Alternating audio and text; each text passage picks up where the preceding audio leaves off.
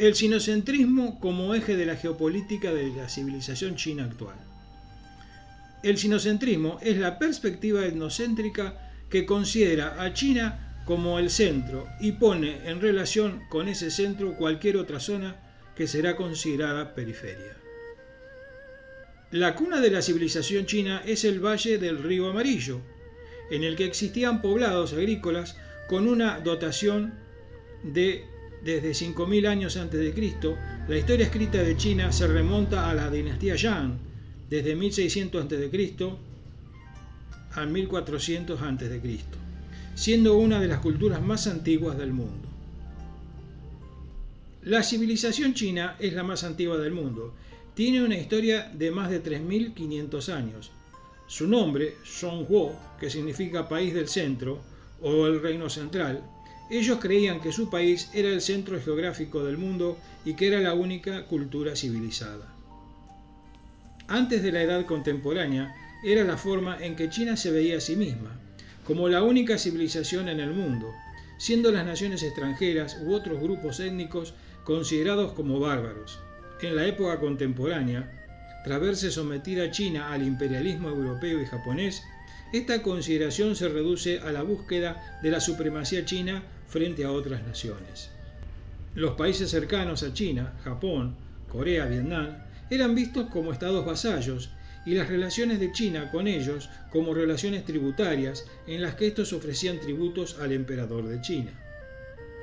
Las áreas exteriores en las que China no ejercía influencia se denominaban Wai Sa Shidi, que puede traducirse como tierras sin cultivar. Al centro del sistema estaba China, gobernada por la dinastía que cumplía el mandato del cielo. Este celeste imperio, distinguido por sus códigos de moralidad y propiedad confucianos, se percibían a sí mismo como la única civilización en el mundo. El emperador era visto como el único gobernante legítimo de todo el mundo, de todo bajo el cielo que existiera. Bajo este esquema de relaciones internacionales, solo China tiene un emperador, que es el Hijo del Cielo. Los otros países son solo gobernados por reyes, Guan. El uso japonés del concepto emperador es una subversión de este principio.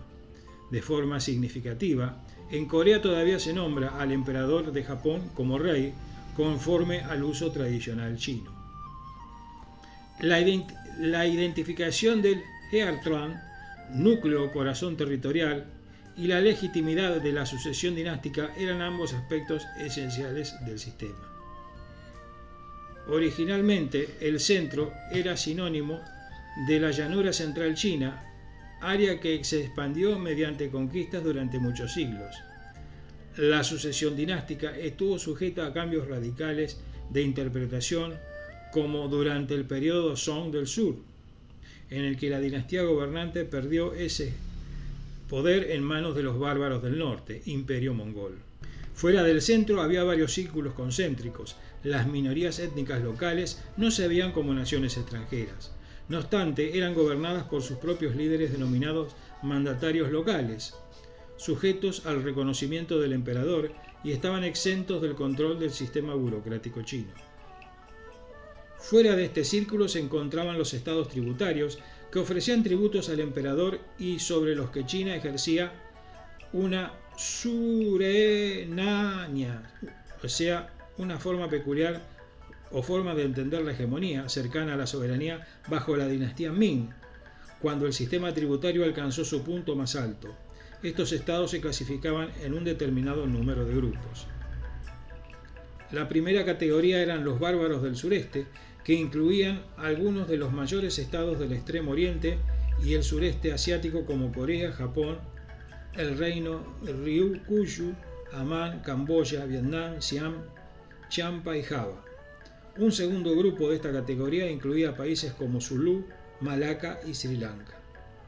Más allá del círculo de estados tributarios estaban los países con los que se tenían relaciones comerciales. Portugueses, por ejemplo, se les permitía comerciar con China desde el territorio cedido de Macao, aunque no estaban incluidas oficialmente en el sistema tributario. Extrañamente, durante la dinastía Qing se usó el término Huaozhou City de forma explícita para Taiwán. Mientras el sinocentrismo tiende a identificarse como un sistema de relaciones internacionales inspirados políticamente, de hecho poseía un importante aspecto económico. El sistema tributario y comercio dotó al noreste y sureste de Asia de un marco político y económico para el comercio internacional. Los países que deseaban comerciar con China eran requeridos para someterse a una relación surenaio-vasálica como el soberano chino. Tras la investidura del gobernante en cuestión, se permitía entrar en China a la misión que iba a pagar el tributo. En cambio, se presentaban misiones tributarias que entregaban obsequios como respuesta. Se otorgaban licencias especiales para comerciar a los mercaderes que acompañaban esas misiones. También se consentía el comercio en las fronteras terrestres y en puertos concretos. Esta zona sinocéntrica de comercio estaba basada en la plata como medio de pago y un sistema de precios referido a los precios chinos. El modelo sinocéntrico no fue seriamente desafiado hasta el contacto con las potencias europeas, especialmente a partir de la Guerra del Opio. Esto fue debido, parcialmente, a que había muy poco contacto directo entre el imperio chino y los otros imperios de la Edad Moderna. A mediados del siglo XIX, China imperial había dejado atrás la cúspide de su poder y se encontraba al borde del colapso. Los contactos con las potencias europeas de la era de los descubrimientos, España, Portugal y Holanda, fueron poco significativos a lo largo del siglo XVI y XVII.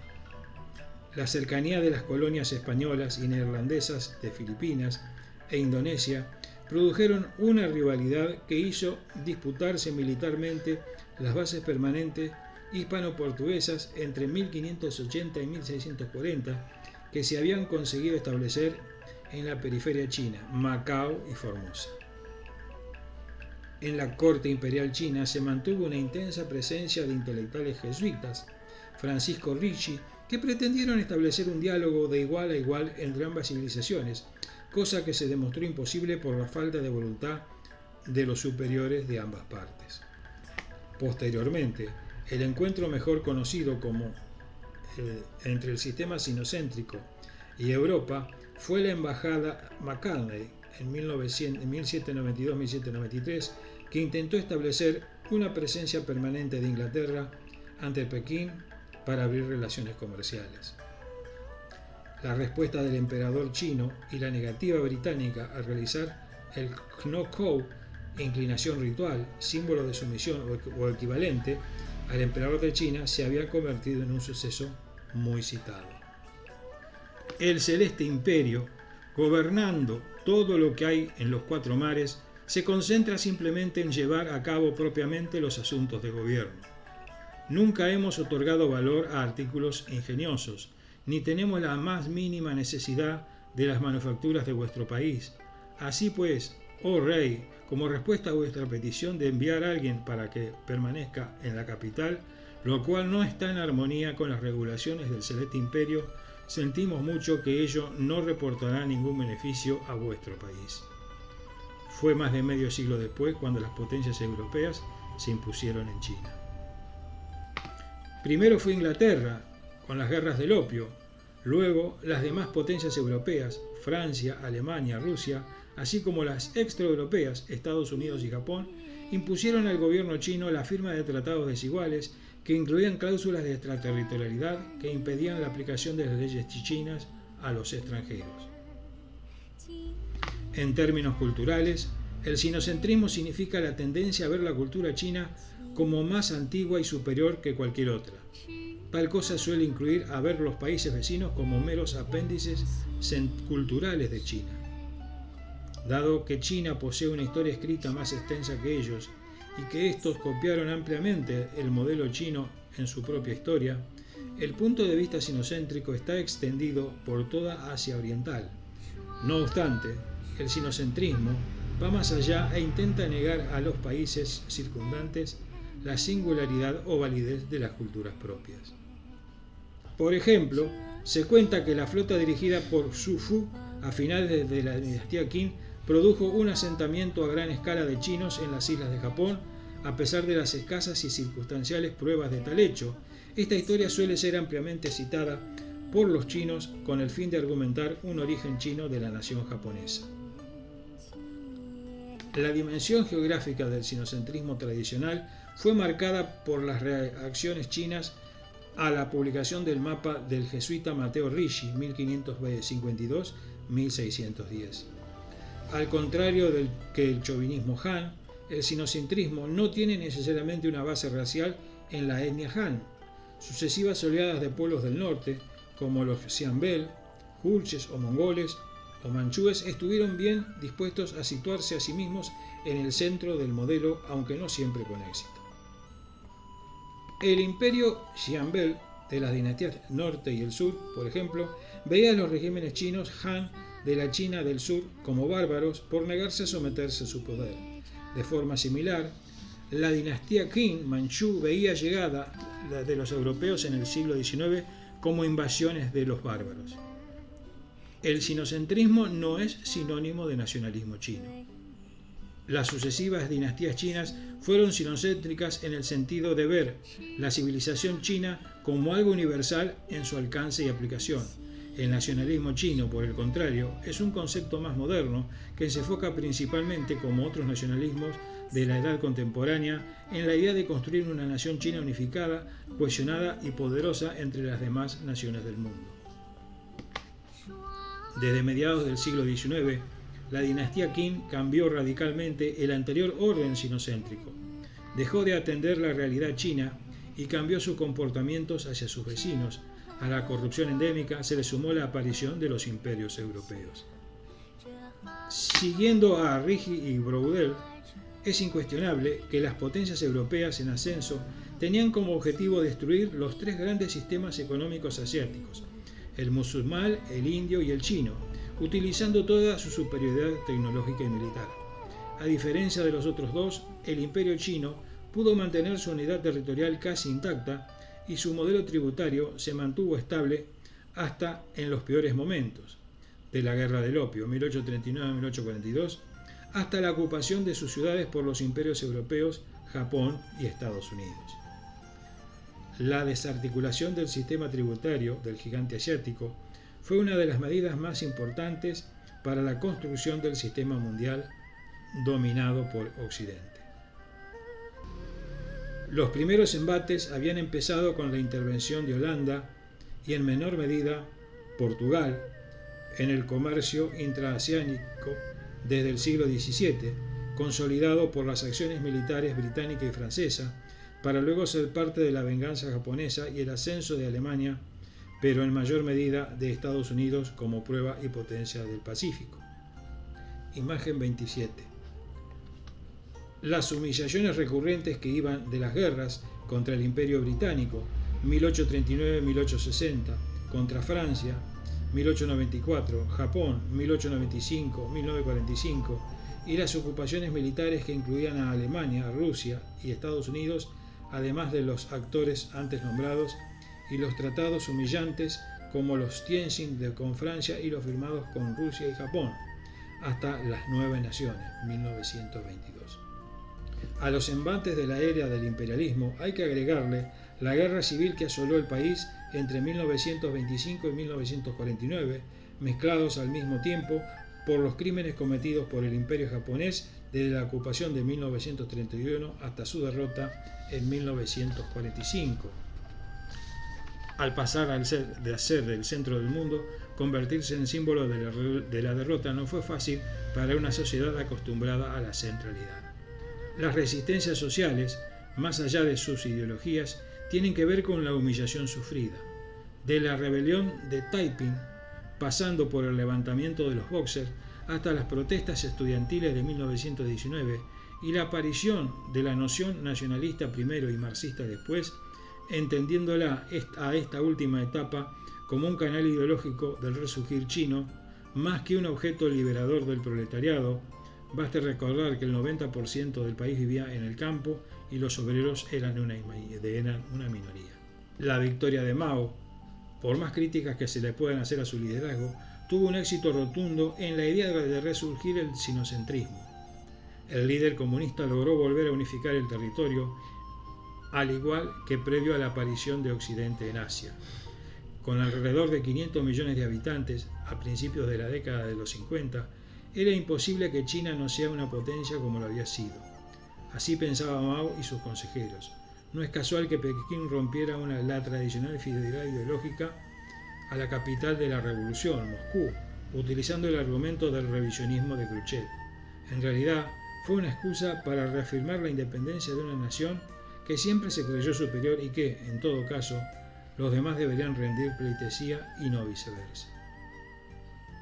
Las ideologías suelen ser pasajeras, pero los objetivos geopolíticos e históricos superan todos los escollos y continúan a través del tiempo. Por ejemplo, más certero se dio en la Guerra de Corea, 1949-1953, cuando China decide intervenir para detener una potencia externa de un territorio que considera dentro de su esfera de influencia.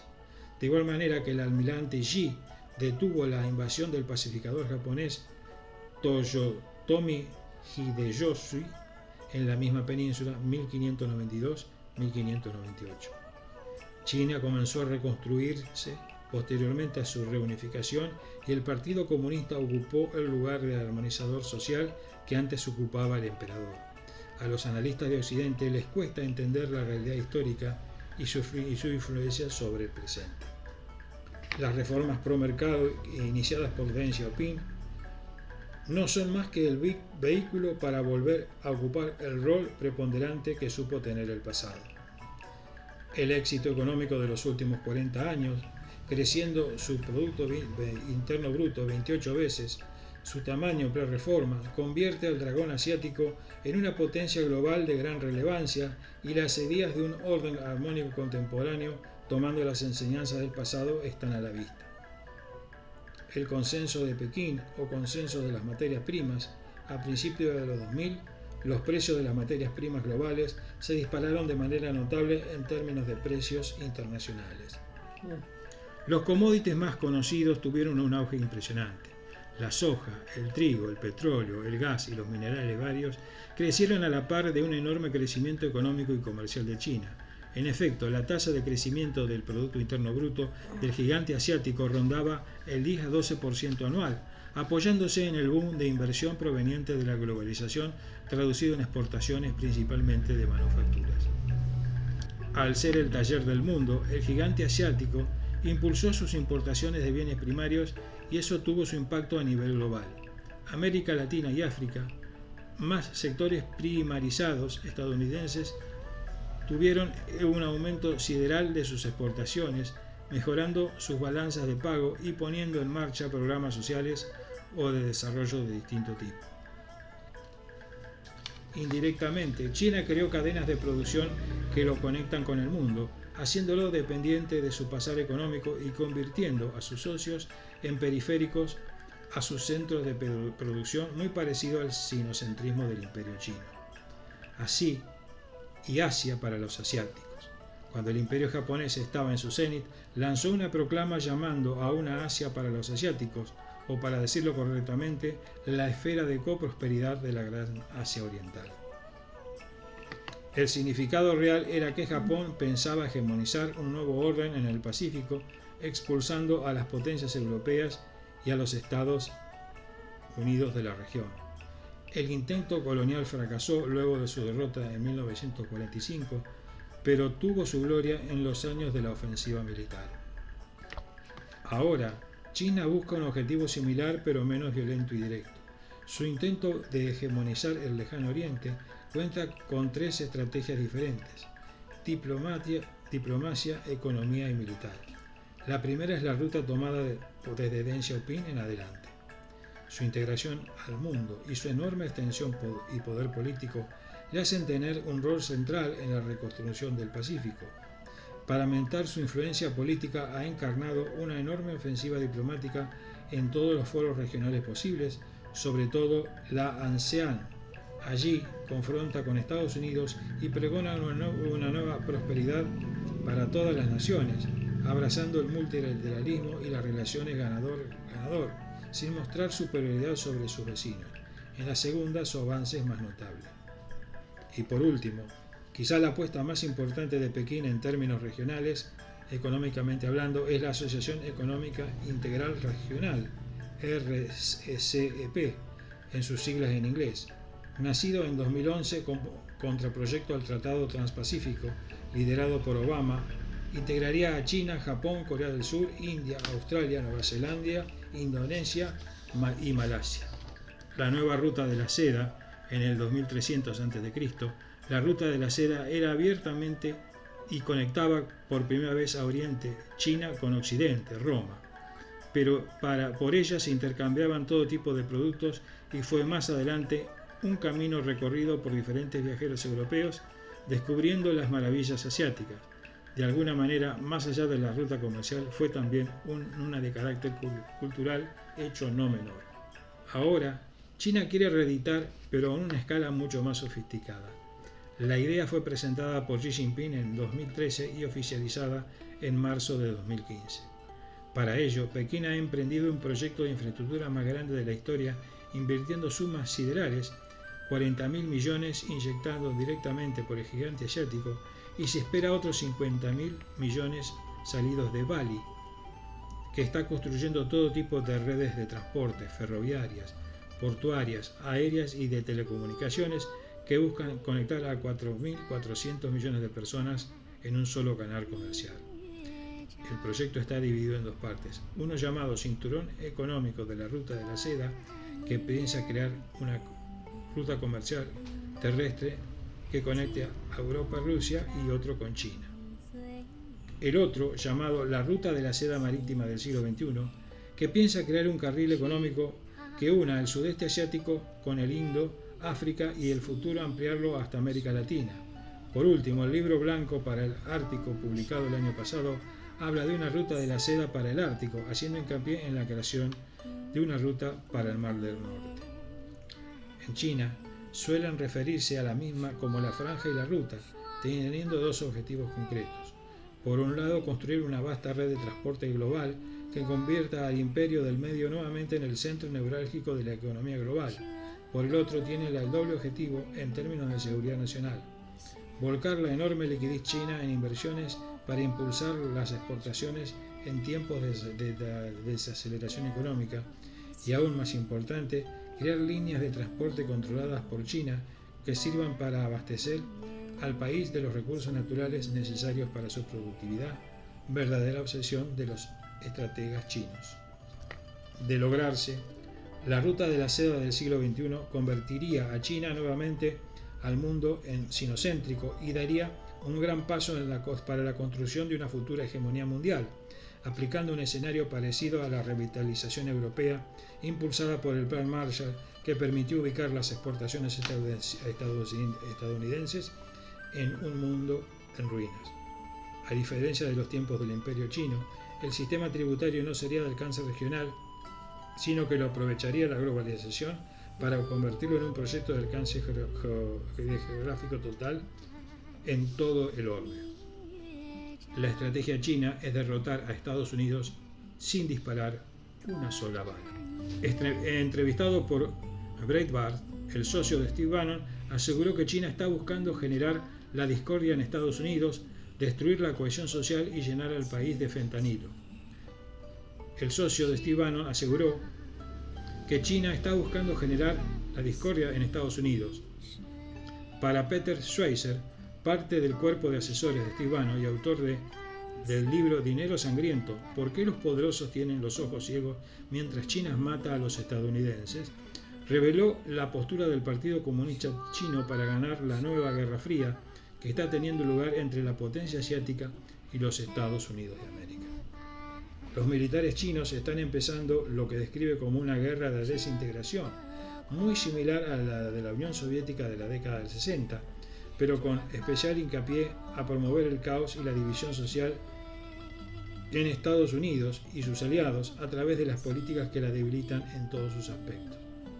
Esta estrategia es: ¿por qué tener una relación cinética con la que nosotros matamos a los estadounidenses y ellos nos matan a nosotros? Nos dañamos. ¿Por qué no intentar simplemente derrotarlos en la guerra sin que parezca que estamos en guerra?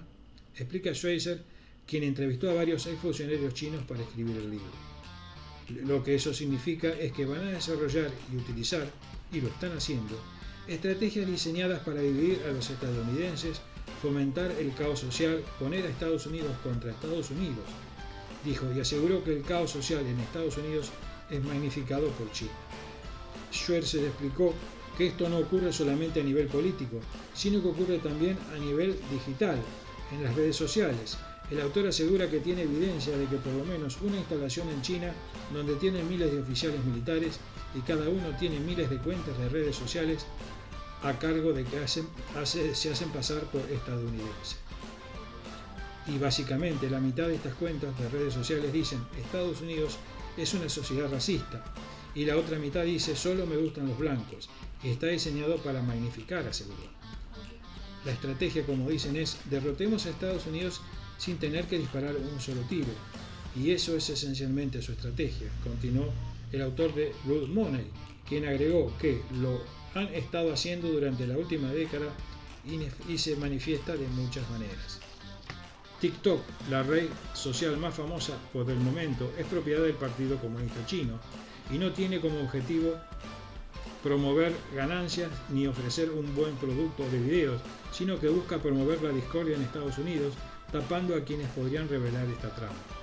Schweizer asegura que intentaron publicar anuncios de su libro Blood Money en TikTok, pero a pesar de los múltiples intentos, donde incluso ofrecieron más dinero del que se requería, los rechazaron una y otra vez. Para mí está claro que la razón por la que no querían que se publicaran estos anuncios es porque se centraban en el hecho de que TikTok está directamente vinculado al Partido Comunista Chino y, como señalamos en el libro, lo están utilizando explícitamente para socavar la cohesión social en Estados Unidos como herramienta de propaganda contra los jóvenes y son muy explícitos acerca de cómo lo dicen, dijo Schweizer. Por último, en sus investigaciones, Schweizer asegura que los chinos están fomentando e incluso subsidiando el ingreso del fentanilo a Estados Unidos, una de las drogas más adictivas y más nocivas para el ser humano en estos momentos, con el único objeto de destruir a la sociedad estadounidense. El rejuvenecimiento de China está lejos de ser una negación de las principales guías ideológicas que marcaron su historia. El sueño chino, que más grandes rupturas tiene mucho de continuidades, el sincretismo en las dinastías y las tradiciones ideológicas. En el sueño chino que propone Xi Jinping, no deja de haber huellas de marxismo porque haya mucho mercado, ni deja de haber huellas de confucianismo por la restauración del legalismo. Según la proyección de los dirigentes chinos, el país está en la primera fase del socialismo en la que hay que alcanzar una modernización de la nación. El proyecto comunista no solo sigue estando presente en la liturgia, la simbología de los actos o los museos, sino que es parte del horizonte futuro en la mente de quienes planifican el destino del país más poblado del mundo. A diferencia del universalismo que el comunismo adquirió para los seguidores de Marx en uno de los siglos anteriores, los dirigentes chinos asumen que este tiene particularidades chinas. Desde Occidente, más que de dedicarnos a calificar si esto se trata de comunismo o capitalismo, deberíamos esforzarnos por entender más a qué hace referencia el proyecto del sueño chino. Xi Jinping defiende al marxismo en sus tesis más pragmáticas, al igual que Mao lo hizo en el pasado. Xi sostuvo que uno de sus primeros discursos como presidente que, como sostiene el fundamento principal del marxismo, buscar la verdad desde los hechos es un requerimiento básico de los comunistas chinos para transformar el mundo. También en su recuperación, el marxismo reivindica repetidamente el principio básico de la línea de masas en la que el pueblo es el creador. El sueño chino no cae del cielo para allí o se realiza a partir de las grandes ideas de los gobernantes, como sostenía la milenaria tradición del mandato celeste. En diversos mensajes sostiene que la clase trabajadora es la fuerza principal, es la clase dirigente y representa el avance productivo de China y de las relaciones de producción. También el Partido Comunista Chino es la principal fuerza para realizar una sociedad moderadamente próspera y construir el socialismo con características chinas.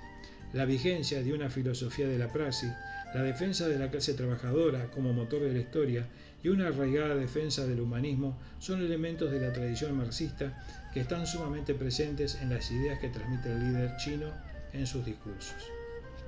A diferencia más marcada de la actual interpretación del marxismo respecto al maoísmo en su relación con el confucianismo, durante décadas el confucianismo fue entendido como una herejía ideológica del pasado que había que destruir, a tal punto que en el periodo de la Revolución Cultural los templos confucianos fueron asediados por los guardias rojos. El confucianismo era entendido como parte de las tradiciones conservadoras y los valores familiares que se oponían a la modernización del país. El confucianismo era parte del pasado feudal que había que erradicar para dar lugar al proyecto comunista. El marxismo, en su interpretación maoísta, siempre fue entendido como una ideología de la modernidad que debe imponerse sobre el conservadurismo confuciano.